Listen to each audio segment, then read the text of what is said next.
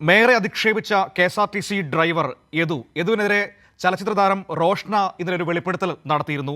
അവർക്കും യദുവിൽ നിന്ന് വളരെ മോശമായ അനുഭവം ബസ്സിന് സൈഡ് കൊടുക്കുന്നതുമായി ബന്ധപ്പെട്ട് നേരിടേണ്ടി വന്നു എന്ന് പറഞ്ഞുകൊണ്ട് അവർ അന്ന് കൃത്യമായ ഡേറ്റും പറഞ്ഞിരുന്നു. അതായത് ജൂൺ 19-നാണ് തനിക്ക് ഈ അനുഭവം ഉണ്ടായത്. RPE 492 എന്ന ബസ്സാണ് അന്ന് യദു ഓടിച്ചിരുന്നത്. ആ വണ്ടി കുന്നംകുളത്തിന് സമീപം വച്ചാണ് തനിക്ക് ഈ മോശം അനുഭവം ഉണ്ടായതെന്നാണ് റോഷ്ന പറഞ്ഞിരുന്നത്. ഇപ്പോൾ അവരുടെ ആരോപണം ശരിവെക്കുന്ന വിവരങ്ങൾ പുറത്തു വരികയാണ്. ഷെഡ്യൂൾ വിവരങ്ങൾ പ്രകാരം ജൂൺ 18-ന് തിരുവനന്തപുരം ഡിപ്പോയിൽ നിന്നും വഴിക്കടവിലേക്ക് ഈ വണ്ടി യാത്ര തിരിച്ചിരുന്നു. തിരികെ സഞ്ചരിച്ചത് 19-നാണ്. 19-ന് കുന്നംകുളത്ത് അപമാനിക്കപ്പെട്ട സംഭവം ഉണ്ടായെന്നാണ് റോഷ്നയുടെ ആരോപണം. തിരുവനന്തപുരം, കൊല്ലം, ആലപ്പുഴ, എറണാകുളം, തൃശൂർ, പെരിന്തൽമണ്ണ, മഞ്ചേരി, നിലമ്പൂർ, വഴിക്കടവ് എന്നതായിരുന്നു റൂട്ട്.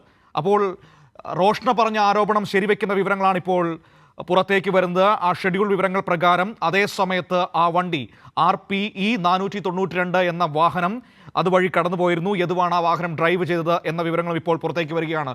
ഷീജ ചേരുകയാണ്. ഷീജ, യദുവിനെതിരായ പുതിയ വെളിപ്പെടുത്തൽ വരുന്നു. അത് സ്ഥിരീകരിക്കുന്ന, അത് ശരിവെക്കുന്ന വിവരങ്ങളാണ് ഇപ്പോൾ KSRTCയിൽ നിന്ന് നമുക്ക് ലഭ്യമാകുന്നത്.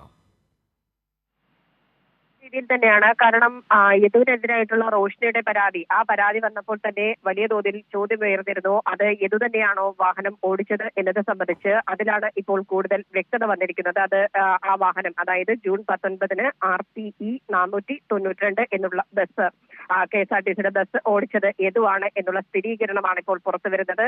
ഡിപ്പോയിലെ ഷെഡ്യൂൾ വിവരങ്ങൾ, അതിന്റെ ആ ഷെഡ്യൂളാണ് കൃത്യമായ രീതിയിൽ തന്നെ നമ്മൾ നൽകുന്നത്. അതിൽ കൃത്യമായി പറയുന്നുണ്ട്, ജൂൺ 18-ന് തിരുവനന്തപുരം ഡിപ്പോയിൽ നിന്ന് വഴിക്കടവിലേക്ക് യാത്ര തിരിച്ച വാഹനമാണ് അത്. തിരികെ സഞ്ചരിക്കുന്നത് അത് 19-ാം തീയതിയാണ്. 19-ന് കുന്നംകുളത്ത് അപമാനിക്കപ്പെട്ട സംഭവം ഉണ്ടായിരുന്നു എന്നുള്ളതായിരുന്നു റോഷ്നയുടെ ആരോപണം. റോഷ്നയുടെ പരാതിയിൽ പറയുന്നത് ഈ വാഹനത്തിന്റെ റൂട്ടും നമുക്ക് പരിശോധിച്ചാൽ അത് മനസ്സിലാകും. പ്രത്യേകിച്ചും തിരുവനന്തപുരത്ത് നിന്ന് എടുക്കുന്ന വാഹനം KSRTC കൊല്ലം, ആലപ്പുഴ, എറണാകുളം, തൃശൂർ, പെരിന്തൽമണ്ണ, മഞ്ചേരി, നിലമ്പൂർ, വഴിക്കടവ് എന്നുള്ളതാണ് അതിന്റെ ഒരു റൂട്ട് എന്ന് പറയുന്നത്.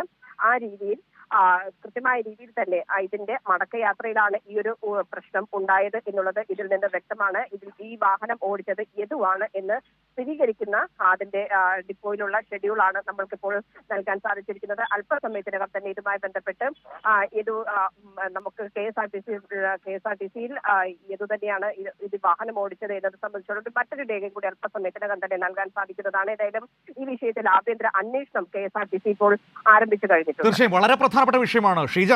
ഇവിടെ വളരെ പ്രധാനപ്പെട്ട കാര്യമെന്ന് പറയുന്നത് ഈ വിഷയം ഉയർന്നു വന്നല്ല, റോഷ്നയുടെ വിവാദം ഉയർന്നു വന്നതിന് ശേഷം ഈ യദു പറഞ്ഞ എന്താണ്? ആദ്യം പറഞ്ഞു ഞാൻ തൃശ്ശൂർ കഴിഞ്ഞ് വാഹനം ഓടിച്ചിട്ടില്ല എന്ന് പറഞ്ഞു. പിന്നെ പറഞ്ഞു എനിക്കറിയില്ല എന്ന് പറഞ്ഞു. അതായത് ഈ നാട്ടിലെ മാധ്യമങ്ങളും ഇവിടുത്തെ പ്രതിപക്ഷവും വെളുപ്പിക്കാൻ ശ്രമിക്കുന്ന ഒരു വ്യക്തിയുടെ തനി നിറം, തെമ്മാടിത്തരം മാത്രം കാണിക്കുന്ന ഒരുത്തൻ്റെ തനി നിറം ഇതാ വീണ്ടും പുറത്തേക്ക് വന്നുകൊണ്ടിരിക്കുകയാണ്. ഇയാളെയാണ് ഈ നാട്ടിലെ മാധ്യമങ്ങൾ വെളുപ്പിക്കാൻ ശ്രമിക്കുന്നത്. അതാണ് ഇതിൽ ഏറ്റവും പ്രധാനപ്പെട്ട കാര്യം. നുണ പറഞ്ഞുകൊണ്ടൊരു സമൂഹത്തെ തെറ്റിദ്ധരിപ്പിക്കാൻ ശ്രമിക്കുന്നു. പക്ഷേ ഈ തെളിവുകൾ പുറത്തേക്ക് വരുമ്പോൾ അയാൾ വീണ്ടും വീണു പോകുന്നതാണ് നമുക്ക് കാണാൻ കഴിയുന്നത്.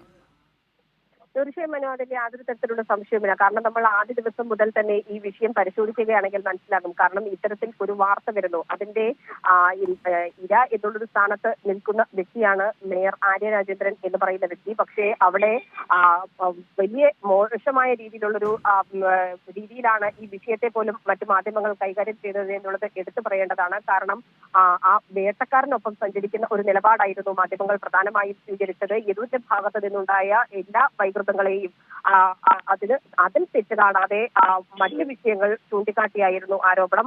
ഈ ഒരു സാഹചര്യത്തിൽ കൂടിയാണ് നമ്മൾ യദുവുമായി ബന്ധപ്പെട്ടുള്ള കാര്യങ്ങൾ കൂടുതലായി പരിശോധിച്ചത്. അതിലാണ് ഈ യദുവിന്റെ ഭാഗത്തു നിന്നും മേയറുടെ വിഷയത്തിലാകട്ടെ, അതിന് തൊട്ട് പിന്നാലെ വന്ന ഈ സിനിമാ താരത്തിന്റെ വിഷയത്തിലാകട്ടെ, ഇതിൽ യദുവിന്റെ ഭാഗത്തു നിന്ന് തന്നെയാണ് തെറ്റുകൾ സംഭവിച്ചിട്ടുള്ളത് എന്നുള്ളത് കൂടുതൽ വ്യക്തമാകുന്ന ഒരു സാഹചര്യമാണ്. അതിന്റെ കൂടുതൽ തെളിവുകൾ തന്നെയാണ് ഇപ്പോൾ നമ്മൾ നൽകുന്നത്. ഇതുമായി ബന്ധപ്പെട്ട് കൂടുതൽ തെളിവുകൾ, കാരണം യദുവിനെതിരെ നിരവധി പേർ പരാതികൾ അടക്കം നൽകിയിട്ടുണ്ട്. അതിന്റെ അടക്കമുള്ള വിശദാംശങ്ങൾ അല്പസമയത്തിനകം തന്നെ നമുക്ക് നൽകാൻ കഴിയുന്നതാണ്.